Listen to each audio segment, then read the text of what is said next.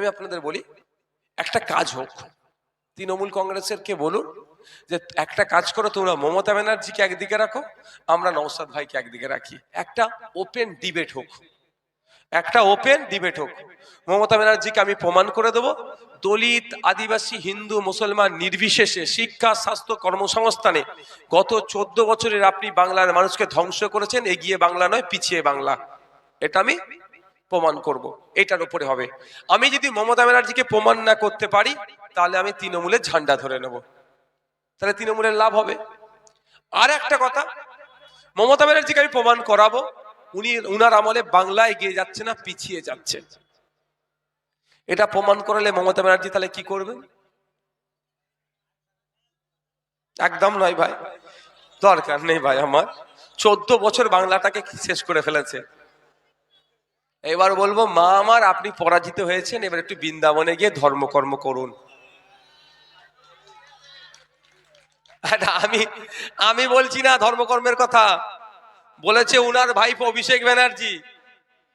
উনার ভাইপো কি বলেছেন? মন্দির মসজিদ তৈরি করার হলে রাজনীতি ছেড়ে এই কাজ করুন। তো মমতা ব্যানার্জি এখন র্যান্ডাম মন্দির তৈরি করতে ব্যস্ত হয়ে পড়েছে। তাহলে কি অভিষেক ব্যানার্জি বকলমে আমাদেরকে বলে দিল যে নওশাদ ভাই, আপনারা একটু আমার পিসিমণিকে এই সুযোগ দিচ্ছি, পয়েন্ট ধরিয়ে দিচ্ছি, উনাকে এবার ওই জায়গা থেকে সরে গিয়ে মন্দির মসজিদ করতে বলুন।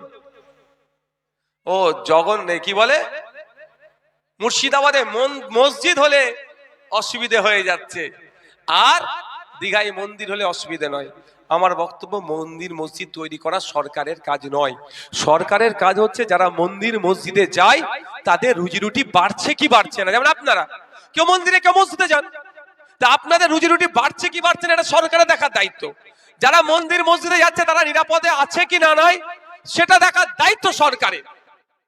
সেই সব না বাদ দিয়ে শুধু মন্দির তৈরি করছে। এখন হিন্দু ভোটের দরকার, মুসলমান ভোট বিজেপির ভয় দেখিয়ে নিয়েছে, হিন্দু ভোট লাগবে, ওই জন্য মন্দির তৈরি করে হিন্দু ভাইদের মন পেতে চাইছে, এই কাজে ব্যস্ত আছে।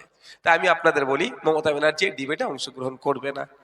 দ্বিতীয়, তাহলে একটা কাজ হয়ে যাক, যে একটা চুক্তিপত্র হোক, যে চুক্তিপত্রে লেখা থাকবে, যে চুক্তিপত্রে কি লেখা থাকবে, যেখানে যেখানে আইএসএফ চুক্তিপত্রে দুজন সই করবে, একটা আইএসএফ এর প্রতিষ্ঠাতা পীরজাদা আব্বাস সিদ্দিকী ভাইজান, অপরদিকে সই করবে তৃণমূলের প্রতিষ্ঠাতা সম্মানীয় মাননীয়া মমতা ব্যানার্জি মহাশয়া। আজকে মমতা ব্যানার্জি মহাশয়ার জন্মদিন। আমরা ওনার চরম রাজনৈতিক শত্রু হলেও আমরা চাইবো তার শরীরের সুস্থতা, চাইবো সে ভালো থাকুক, সুস্থ থাকুক, এটা আমরা চাইবো। কারো অসুবিধা আছে? কারো অসুবিধা আছে? কারো অসুবিধা নেই তো? আমরা আমাদের চরম শত্রুরও ভালো থাকা চাইবো এবং সে সঠিক পথে আসুক, সে আহ্বান করবো। যাক, একদিকে মমতা ব্যানার্জি সই করবেন, উল্টো দিকে আব্বাস ভাইজান করবেন। কি লেখা থাকবে? আব্বাস ভাইজান কি লিখবে? আব্বাস ভাইজান শুনে ঠান্ডা মাথায় শুনে নিন।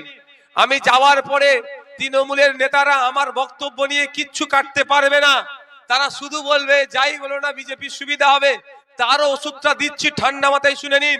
সেখানে লেখা থাকবে, আব্বাস ভাইজান লিখবেন, আইএসএফ যেখানে যেখানে প্রার্থী দেবে, যদি ভোট কেটে বিজেপি আসে, দায়ভার আইএসএফ নেবে, তৃণমূল যা শাস্তি নেবে আইএসএফ মাথা পেতে মেনে নেবে। ঠিক উল্টো দিকে মমতা ব্যানার্জি এটা লিখে সই করবে, তৃণমূল যেখানে যেখানে প্রার্থী দেবে, যদি ওখানে ভোট কেটে বিজেপি আসে, দায়ভার তৃণমূলকে নিতে হবে, আর আইএসএফ যা শাস্তি দেবে তৃণমূলকে মাথা পেতে মেনে নিতে হবে। তা হয়ে গেল। 2021 সালে 77টা প্রার্থী দিয়েছিল, জিতেছে বিজেপি। কারা ভোট কেটে এসেছে ভালো করে জানি। তৃণমূলের নেতাদের বলবো, পাড়ার এই ব্যবস্থাটা করতে বলুন মাননীয়কে। সই করবে কবে জিজ্ঞাসা করুন। আমাদের আব্বাস ভাইজান রেডি আছে, আমরা জীবন দিয়ে হলেও বিজেপিকে আটকাবো, সাম্প্রদায়িক দলকে আটকাবো। ওই দল শুধু মুসলমানদের বিরুদ্ধে নয়, ওই দল দলিতের বিরুদ্ধে, আদিবাসীর বিরুদ্ধে, জঙ্গলের অধিকার কাটছে, অকাশমিত্রিক সম্পত্তি কাটতে চাইছে, ও দেশের মানুষের বিরুদ্ধে। সুতরাং ওই দলকে জীবন হলো দিয়েও আটকাবো। তাই জন্য আব্বাস ভাইজান সই করার জন্য প্রস্তুত আছে। মমতা ব্যানার্জি সত্যিকারের অর্থে যদি বিজেপির বিরুদ্ধে যদি সত্যিকারের তৃণমূল লড়াই করে তাহলে আসুন এগ্রিমেন্টে সই করুন। এগ্রিমেন্টে সই করা মানে আমাকে আমার জীবন দিয়ে বিজেপিকে আটকাতে হবে। এগ্রিমেন্টে সই করা মানে তৃণমূলকেও সর্বোচ্চ দিয়ে আটকাতে হবে। ৭৭টা সিট আর জিততে পারবে না বিজেপি। বিজেপি শূন্য হবে। এই খেলা আমরা খেলতে চাইছি, দেখতে চাইছি তৃণমূলের কোন নেতা সই করার জন্য মমতা ব্যানার্জির কাছে আহ্বান করে। কি গো, আমি যদি বিজেপির সুবিধা করে দিই, বিজেপির কাছ থেকে টাকা নিই, তাহলে আমি সই করব? বিজেপি তো আমাকে বলবে, আরে তুমি আমার কাছে টাকা নিলে আমার বিরুদ্ধে সই করেছো, ইডি দিয়ে লাস্টে তুলে নিয়ে চলে যাবে। আর মমতা ব্যানার্জি যদি ভাই ভাইপো দলের নেতা কেতাদের বাঁচানোর জন্য বিজেপিকে আস্তে আস্তে পশ্চিম বাংলায় জায়গা করে দেয়, উনি সই করবেন? একটু জোরে ভাষায় জোরে আওয়াজ দিয়ে বলুন, করবেন? তাহলে এখন দেখার বিষয় কবে মমতা ব্যানার্জি সই করছে।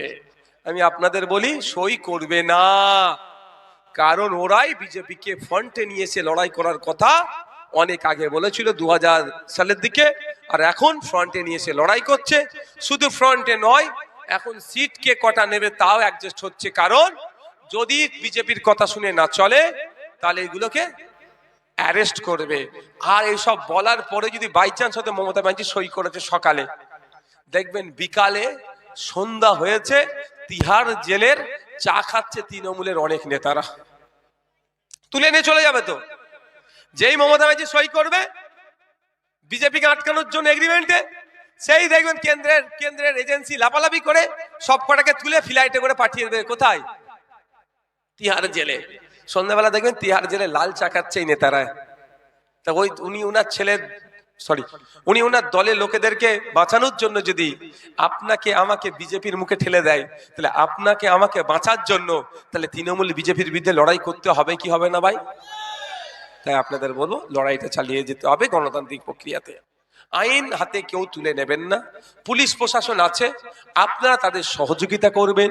পুলিশের একটা অংশ মেরুদণ্ড বিকিয়ে দিয়েছে, এটা আমরা জানি, তাদের বিরুদ্ধে আমরা, কিন্তু পুলিশের হেভি অংশ আমি আপনাদের বলছি তারা কিন্তু সিট ডাঁড়া সোজা রেখে লড়াই করতে চায়। শুধু আমরা যদি তাদেরকে একটু সাপোর্ট করি না, তারা সিট ডাঁড়া সোজা রেখে লড়াই করবে। আপনারা বলুন, ব্যক্তিগতভাবে বলছি, আপনারা বলুন, অনেক পুলিশের সাথে তো কম বেশি পরিচয় আছে, তারা মজবুরি, যদি না এখানে আটকায় কি করবে, সে ট্রান্সফার করে দেবে এই ঠান্ডায় দার্জিলিং এ। বউ ছেলে পুলে ছেড়ে দিয়ে দার্জিলিং এ ঠান্ডায় পড়ে থাকতে হবে। কথা বুঝতে পেরেছেন? বলছে যা বলছো করে দিচ্ছি, কি করবার, এই হচ্ছে। তো পুলিশ প্রশাসনকে আমরা সহযোগিতা করব, আমরা চোখ কান খুলে চলবো, রাজনীতি হিংসায় জড়াবো না।